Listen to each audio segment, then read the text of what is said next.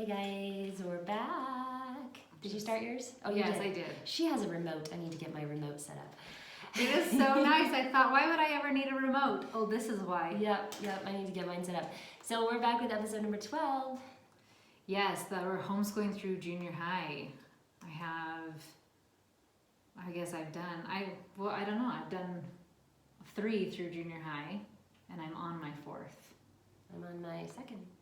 Oh yeah, because I didn't realize Elsie and Joshie were the same grade. I always think she's Tessa's age. Oh yeah, no, she's older. All right, are you ready? Okay, but let me giggle real quick. Why? I don't know. I just thought of something funny. Okay, you ready? I'm so funny. It's okay. Okay, ready?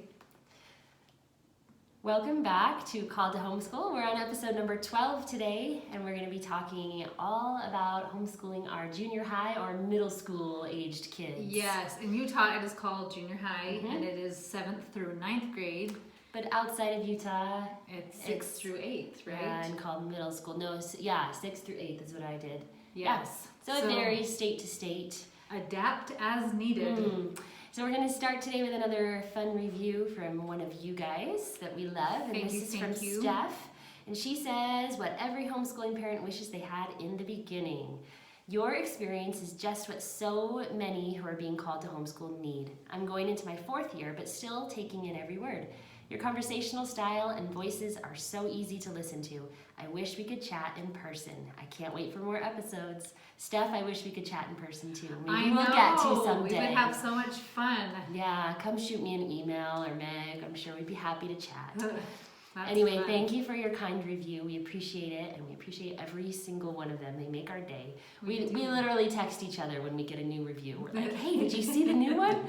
It's so silly, but we get excited. I know. I was reading it to my kids, and they're like, thanks, Mom. And I'm like, no, this is awesome. You don't know.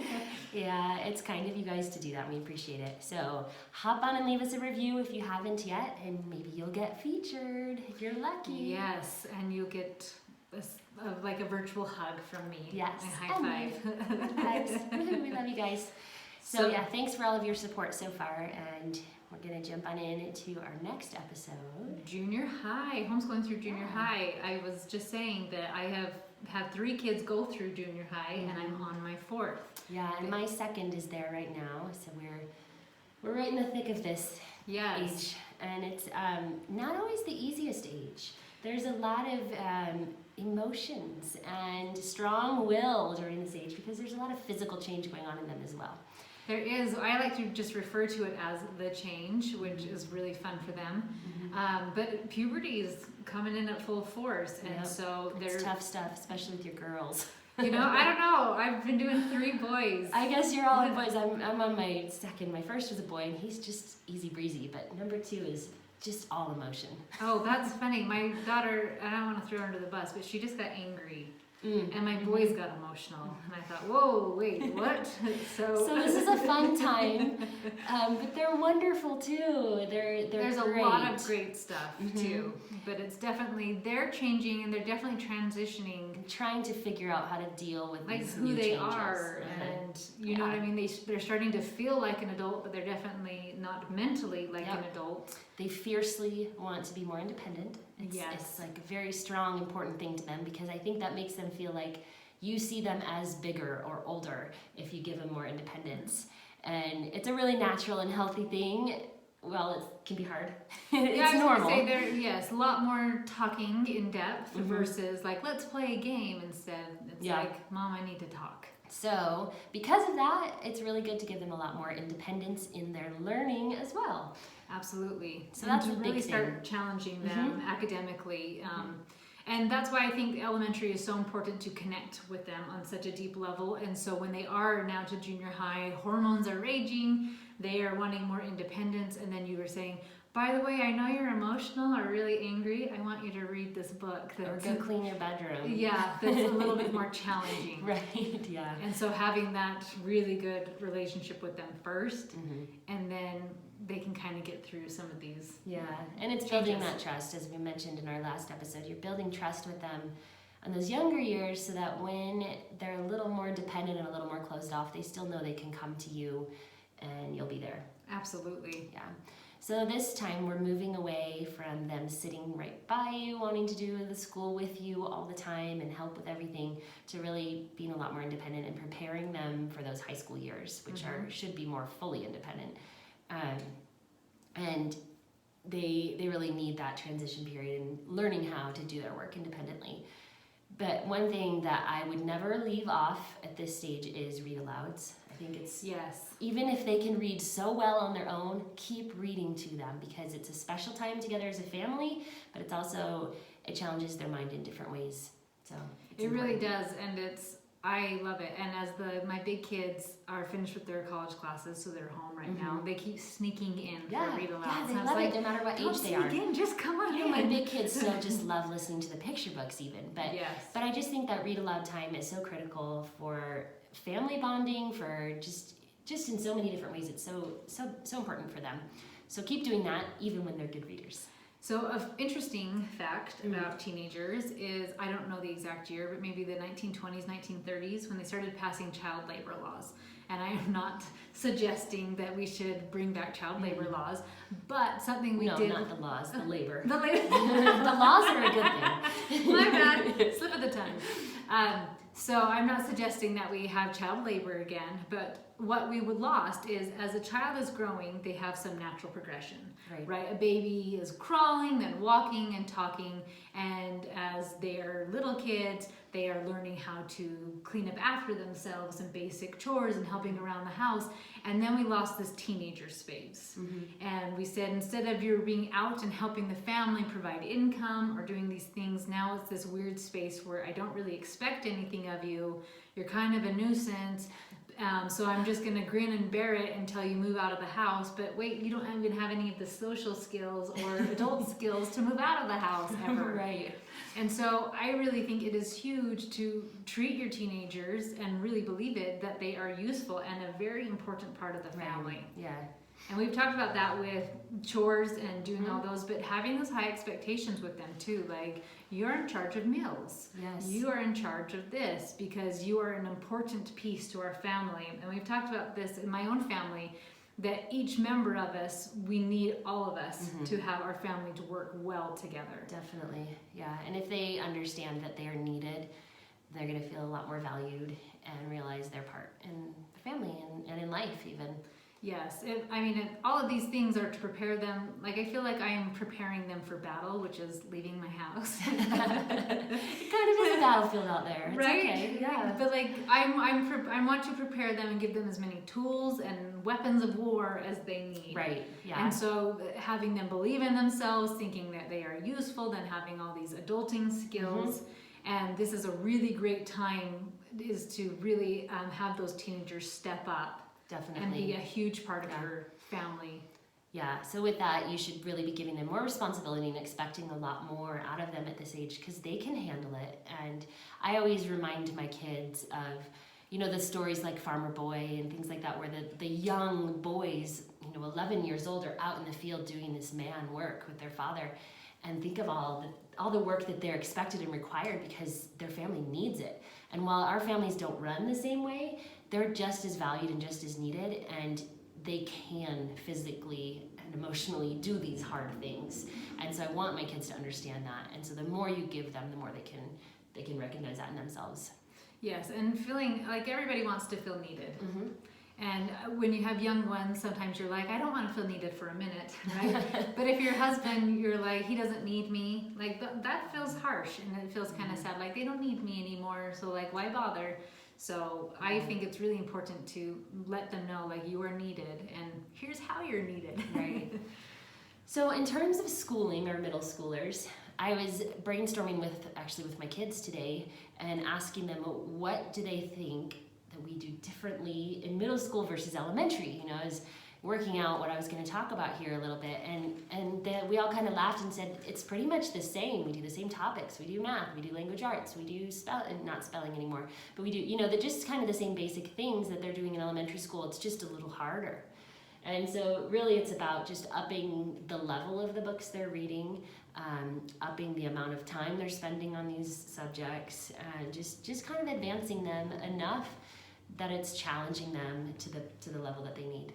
Is I actually add in economics. Oh, okay. And I add in some government books. Whatever Happened to Penny Candy. Oh, I love that. We've read that too. Yes, we did that one. I add in character books.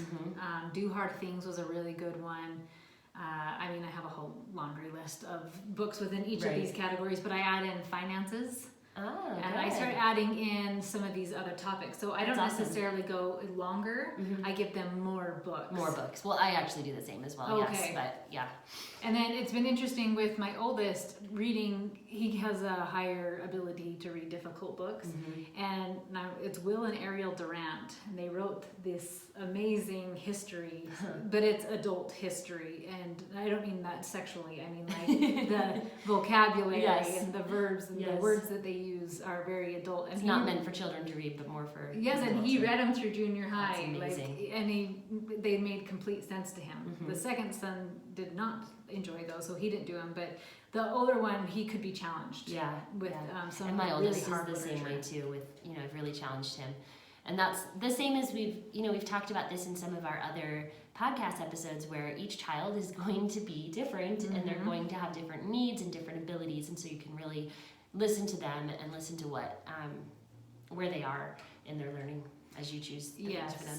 And so there are some books that, like the Uncle Eric books, the How to Whatever Happened to Penny Candy, all of my kids have enjoyed it. Yeah, my kids have too. And so there are some that I'm able to pass on, and we actually add in religion study. So we always do scripture study, but then we add in a religious topic as well. Okay. And so maybe I'll have to do on our show notes, kind of show that list. Yeah, I'd love to see it. Of some of the junior high schedule, because we add in a lot more topics. Cool. All right, that'd be great to see.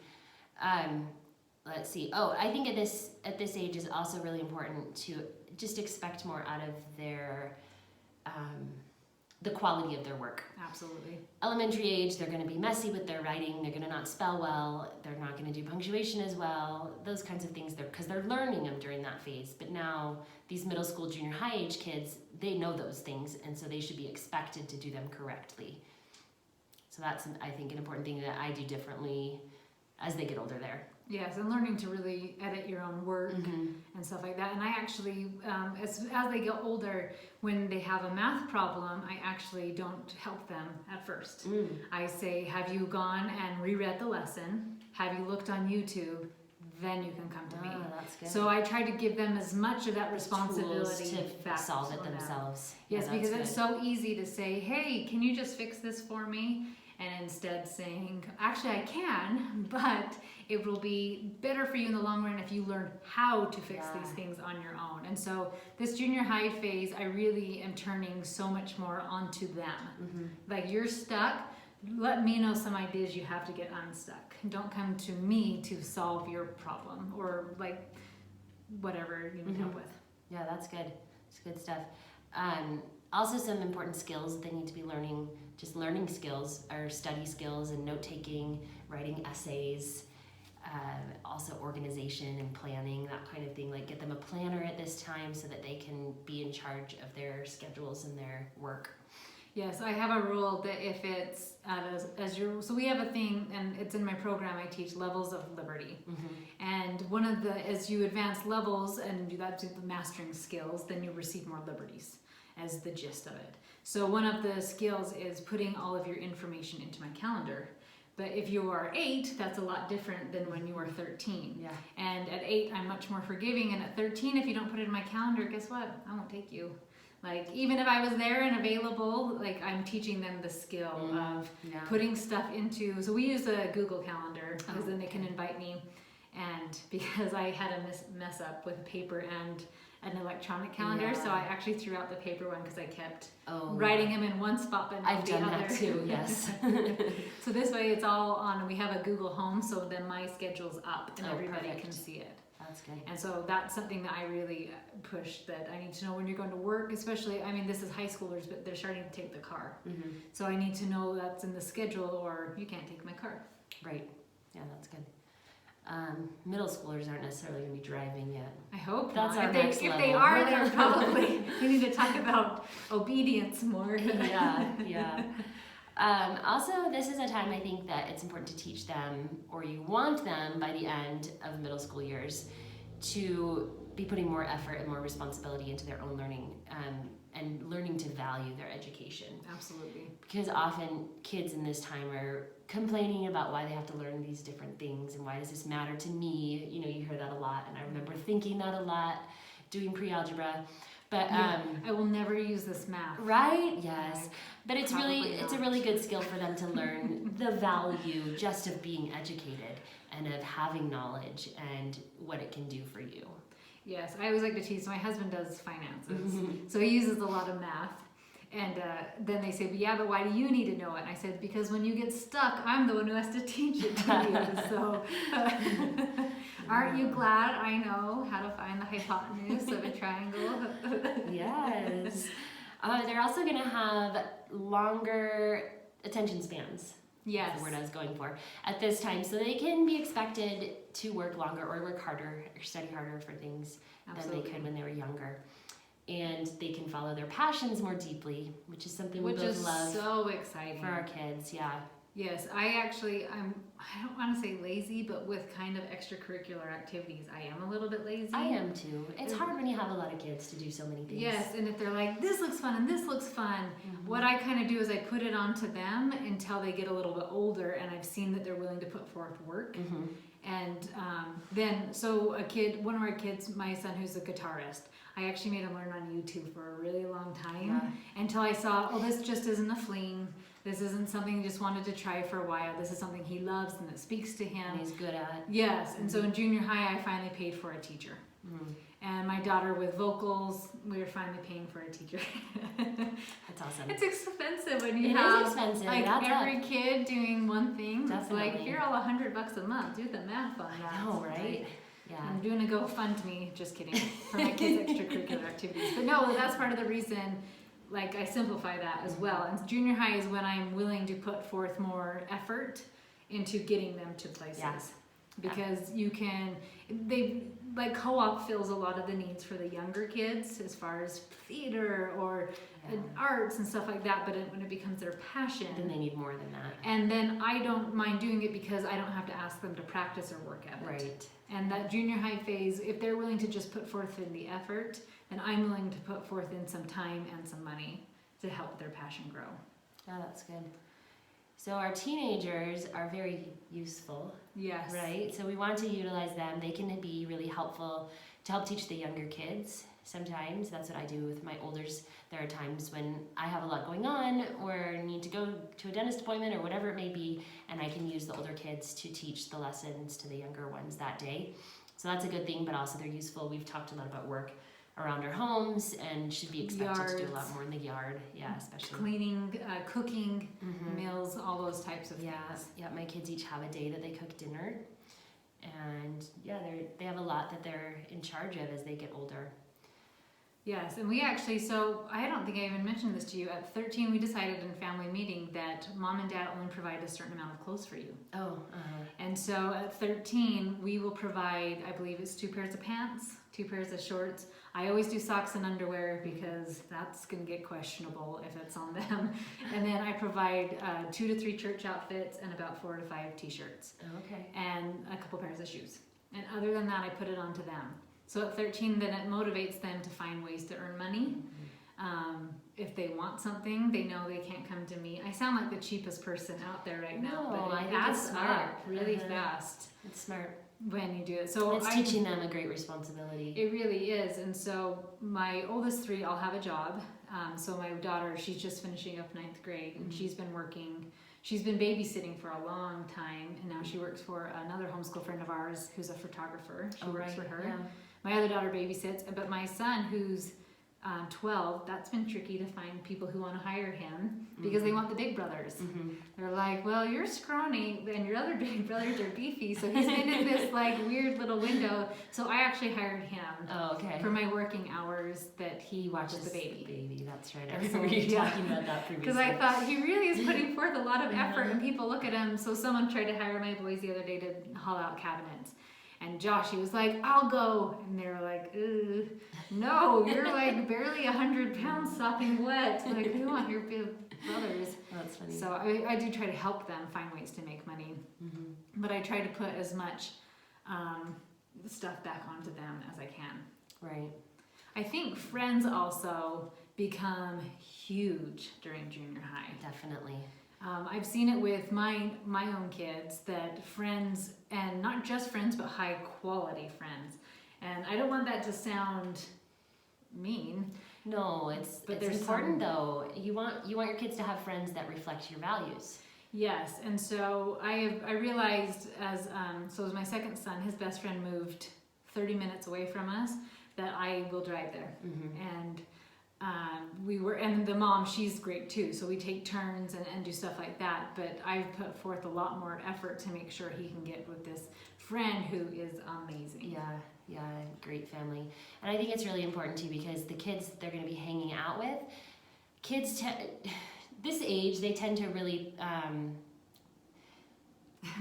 do you say it? Like, have a lot of, they really value their friends' opinions often more than their parents' opinions. That's where I'm going with this. And so you really want them to have friends that are good kids, that are respectful, that are kind, that, live the same values that you hopefully do, or similar. Yes. So that when they're making choices based on their friends' opinions, they're hopefully going to be good choices. I mean, it really happens as an adult too. Yeah. Like, you start surrounding yourself and you become the type of people you are with. Exactly. Yeah. So I happen to have my best friends be amazing homeschool moms, which is super convenient, right? Because then everybody keeps raising the bar. Yeah. And not in a competitive way. No, but we're elevating each other. Yes, like, have you read this amazing book? Are you, what healthy recipe are you making for your family? And what principles are you teaching your children this year? Like, awesome stuff like that. So it's just giving my kids the same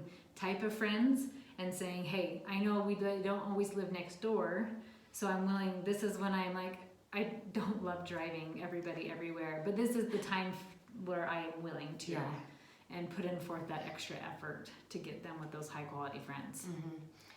And having good friends is going to make a big difference in the long run. I think about my own growing up years, and I was lucky to have just a really awesome group of friends that had similar values to me and to my family. We were of different faiths, but we still shared those same values. And because of that, I felt like it made my growing up years so much easier. Whereas some of my older siblings did not have that and struggled with many things in their life because of the choices they made based on the friends that they had made.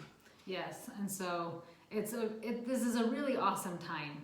Like, there can be some challenges, but if you know how to solve a problem with your kids and with something going on and you've built this relationship with them, then you can be really in tune with them.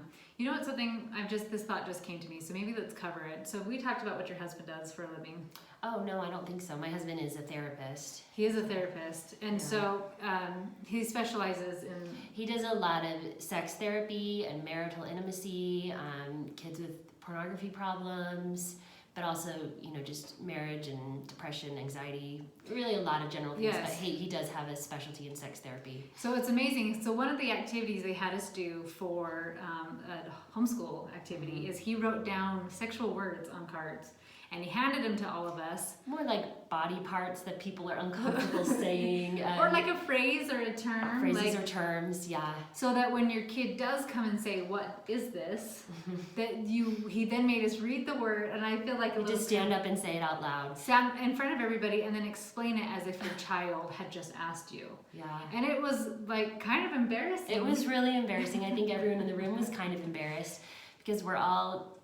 you just kind of get uncomfortable talking about those subjects. Yes. In a room full of people. But it was so valuable because you realize that your kids are going to come to you with hard questions. And if you're not equipped to talk about them, then where else are they going to go? Yes. And so maybe even practice that, like with yourself or you and your husband, like, hey, I wrote some words down and we're going to read them to each other. How do we want to respond? Because puberty is going to start full force. And it doesn't only have to be words like this. It could be any difficult subject, something that you find hard to talk about or you don't know how to answer. What if your child has been using pornography, or what if your child is drinking and you're not comfortable with that, or depression, anxiety, suicidal thoughts, whatever they may be. Find out how you want to answer those questions and a way to feel comfortable answering them. Yes, and so we were talking about it when your kids are little. you can joke about some of the naughty things they do, but as they are transitioning into this phase, they're a little bit more heavy and serious. Yeah, it gets harder. There's so many kids in this time, this age bracket, middle school and high school, that are committing suicide, and it's becoming more and more frequent, and it's so sad and hard to hear those things. But I think if you're building those relationships and teaching them those hard things, then it can make it easier and hopefully better. Yes. So we kind of went all over the place. This was a big tangent, but it was good stuff, right? Because, I mean, like, we want to prepare these kids. They're really formative years. Yes, and keep them safe and let them know that they're still loved, right? And like, yes, you're changing and you're finding out who you are, and I'm your biggest fan. I'm your cheerleader right here on your side. And kind of no matter what you say, I still love you. I'm still your mom, right? Yeah, that kind of went heavy. Important. So, but it's important to be ready.